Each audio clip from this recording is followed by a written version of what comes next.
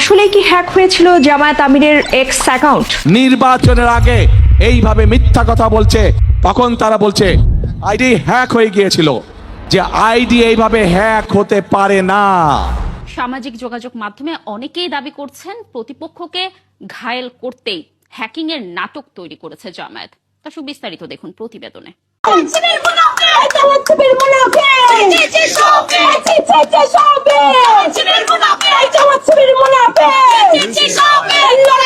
আমরা বিষয়টি দেখি এবং তাদের মুখ থেকে বলা কথাগুলোর মাধ্যমে আমরা বোঝার চেষ্টা করি যে মূল ঘটনাটি কি হয়েছে। আমার ঢাকা বিশ্ববিদ্যালয়ের নারীরা বেশ্যা, যে এই মন্তব্য করে তার জিহ্বাটাকে ছিঁড়ে ফেলা উচিত। এই মন্তব্য করে পাবলিক প্লেসে এবং আমার দেশের সরকার বসে বসে তা হজম করে। এটা কি প্রথম ঘটনা বন্ধুরা? এটা প্রথম ঘটনা না। এবং আমাদের ডাকসু, আমাদের সাংগঠনিক ডাকসু সাংগঠনিক পর্যায়ে কি করলো? কিছু করছে, সে ইনফ্রাস্ট্রাকচারাল কোনো কাজ করছে, সে খালি চোখ ধাঁধানো অনুষ্ঠান করে। সে কি করে? সে চোখ ধাঁধানো অনুষ্ঠান করে। এর যে লজ্জাজনক আর কিছু নাই। কথা বলছে ডাকসুর সদস্য যে নারীরা, সেই নারীটাকেও যখন বেশ্যা বলে আখ্যায়িত করা হয়, তখন তার কোনো প্রতিবাদ না। এই লজ্জা নিয়ে সে আবার কিভাবে ডাকসু অফিসে যায়? ডাকসু যায়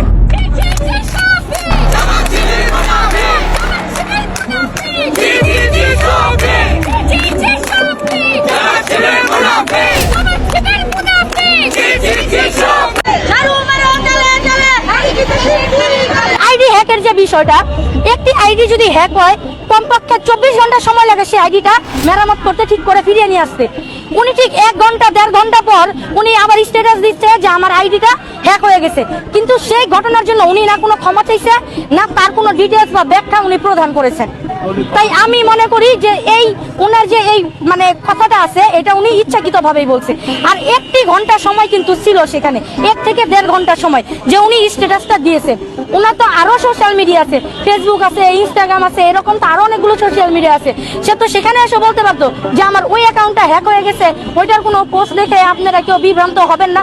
উনি কিন্তু এরকম কোনো কিছু বলে না। উনি 1 ঘন্টা পরে সেখানে উনি এরকম কাজ করে।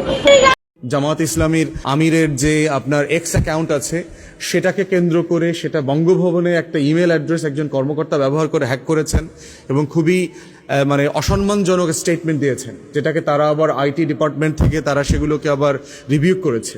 তো সেই জায়গায় আমরা বোধ করছি যে এগুলো সম্মানজনক না। আপনারা একটা প্রোডাক্টিভ ক্যাম্পেইন করেন, সবাই মিলে আসেন, আমরা পলিসি ক্যাম্পেইন করি, কে কি করব, কার পলিসি কতটা জাস্টিফাইড, কতটা ভায়াবল, সেগুলো নিয়ে করা দরকার।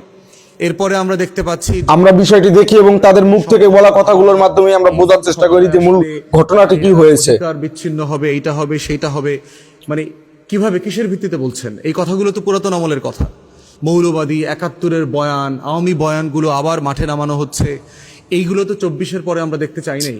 আমরা চেয়েছি একটা সিরিয়াস পলিসি ডিবেট হোক, কার কোন জায়গাতে কোন ইস্যুতে আগামী দিনের পলিটিক্সে ন্যায্যতা আছে, জনগণের উপকার হবে, জনগণ কোনটাতে বেশি বেনিফিট এই নিয়ে আঙ্কেল কথা বলছে পাবে, প্রস্তাবনার পক্ষে বিপক্ষে যুক্তিগুলো কি কি।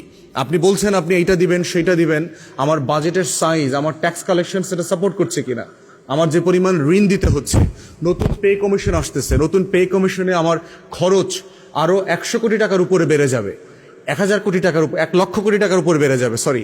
তো সেই জায়গাতে আমি এটা ম্যানেজ করতে পারবো কিনা, আমি যে এইটা দিব ওইটা দিব, সেই বিতর্কগুলো আমাদের আসা দরকার।